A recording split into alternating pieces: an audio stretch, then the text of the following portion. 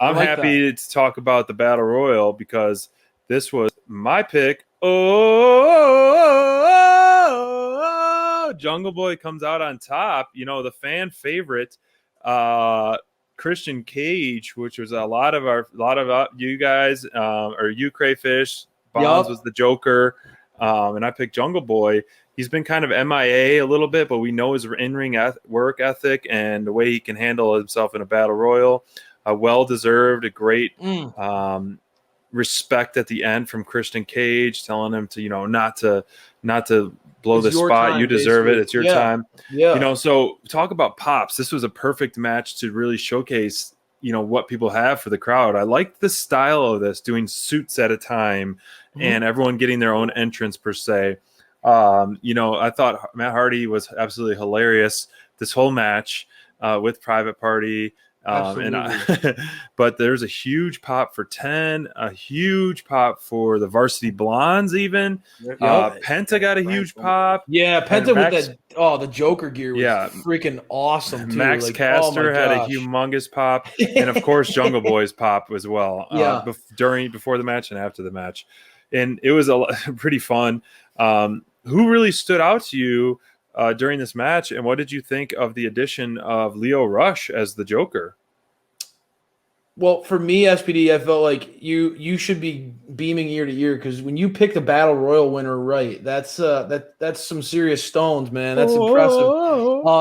And like you said, Jungle Boy was kind of a dark horse. I like my favorite thing about this, the way this was booked, and I feel like I picked Christian. And maybe it's because I've been a WWE fan my whole life since I was little. It felt like, oh, that's the obvious pick. But like, this was such a brilliant way to end this one. You had the established grizzled veteran who was really like the number one entrant, great story. But if he won that over Jungle Boy, the live crowd would have turned on them so fast. And shoot, like they were. You could tell they were getting ready to boo if Christian beat Jungle Boy. Like you could tell that was not going to go over well. And I just felt like this was a really great, from a booking perspective, from TK's perspective, brilliant move. In that you had the favorite, who is this grizzled veteran who's been established as a top tier guy, was your biggest signing of the year. All this stuff that you hyped up massively. Sure. When he first came in, he made it clear he wanted to go after Kenny Omega and the title.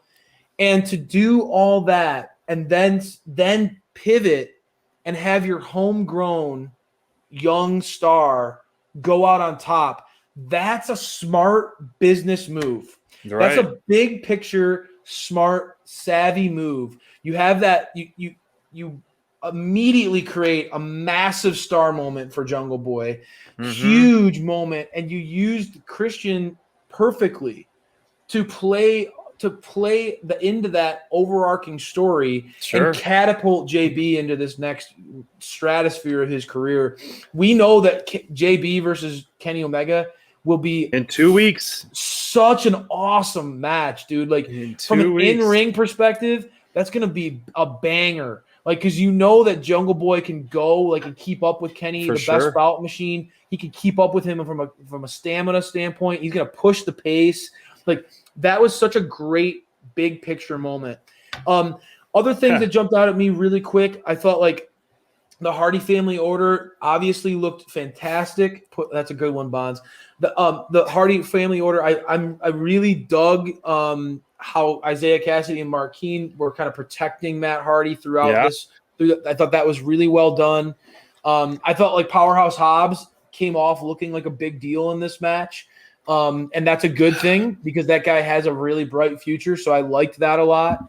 But I felt like the biggest takeaway from me was not only that Jungle Boy won, but how they booked him to win. And I just thought it was a very intelligent, forward-thinking decision by management. I thought it was fantastic. Bonds, what were some of your biggest takeaways? Well, again, mirroring your Jungle Boy comments, man.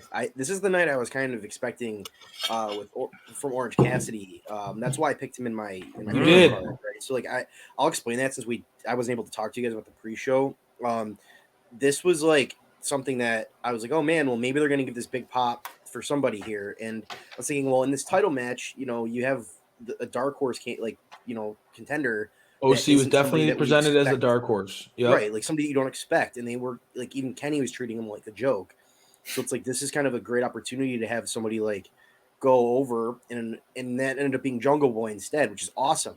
I think that's such a brilliant stroke of genius, especially when, again, a lot of people were expecting Christian. You saw on social media before the match, like everybody was picking Christian. Part of that was the landscape of it. There wasn't a lot of people in the battle royale that I was like, man, this guy is gonna be somebody that I could see fighting Kenny. Yes, especially like with QT Marshall being a late pull out of it. There was some of the like I agree with you. I think that the landscape of the battle royal. That's why you picked the Joker to win. Yeah, right. Was because you felt like, okay, like looking at the way this was lined up, and to SPD's point, Jungle Boy wasn't necessarily on a hot streak. Jungle Boy wasn't necessarily being presented as a main event guy in recent weeks. So I totally understood why you leaned into the Joker being the potential one, because that's a big surprise. It could have been anybody. I felt like Lio Rush was a lean into it. I felt like Lio Rush was a really nice Joker play. Leo, he had some big moments. He had some good moments. His offense is fun in the like landscape. A little ninja. Yeah, he's like, he's a little spider monkey, and he wrestled like a little spider monkey at times, going underneath people's legs and kicking them. Yeah, that stunner was awesome. Yeah, I mean, he brought some energy to the match, which was great. Like, I don't think that I felt like it was a perfect play because it wasn't a guy where like, oh man, if he's the Joker and doesn't win, what a bummer. He's but it was a nice like, and the way he was eliminated was smart. It wasn't like he got thrown out by he was trying to eliminate Hardy Family Office and like got eliminated by Matt while he was trying to eliminate the other two. So it was like a smart way to eliminate him as well. Yep. So like you kind of protected him. You protected your new toy. And then you kind of got rid of those other guys when you were like, okay, cool. Now we have the top three here. And I think having Matt there was awesome because he's funny. He earned it. Matt earned that yes, spot. He was so great. Oh, yeah, he was funny the whole time. And then, but having like the top two, I was like, oh man, like, because I was texting with SPD again, and I was like, oh man, it's gonna be Christian, right? Like, it's got to be Christian. And then it wasn't Christian, and I was like, oh my goodness. And I was a little bit ahead of him and I hope I didn't spoil it, but I was a little bit ahead of him in the on the stream, and I was like, no way. I was so excited.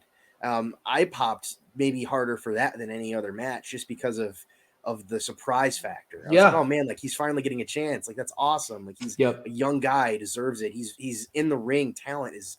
We all agree. Like he's going to be a cornerstone in AEW.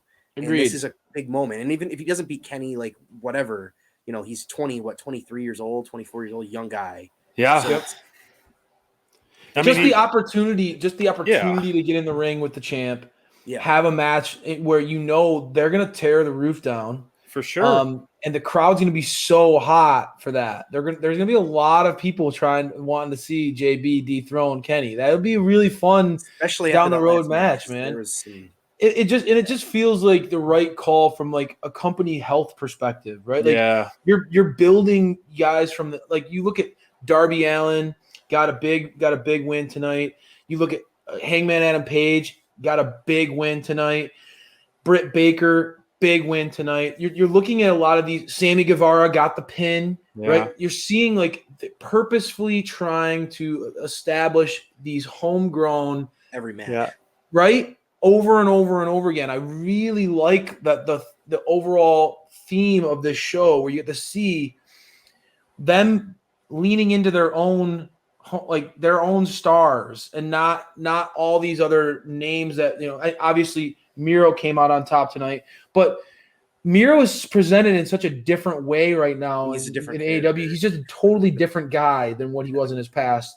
So I don't know. I feel like they did a really nice job. When we talk about changing the landscape, you are really changing the landscape of this company for the rest of this calendar year and beyond with a move with the moves that they made in tonight's show. Very smart booking, setting up potential big pushes down the road, and JB no bigger than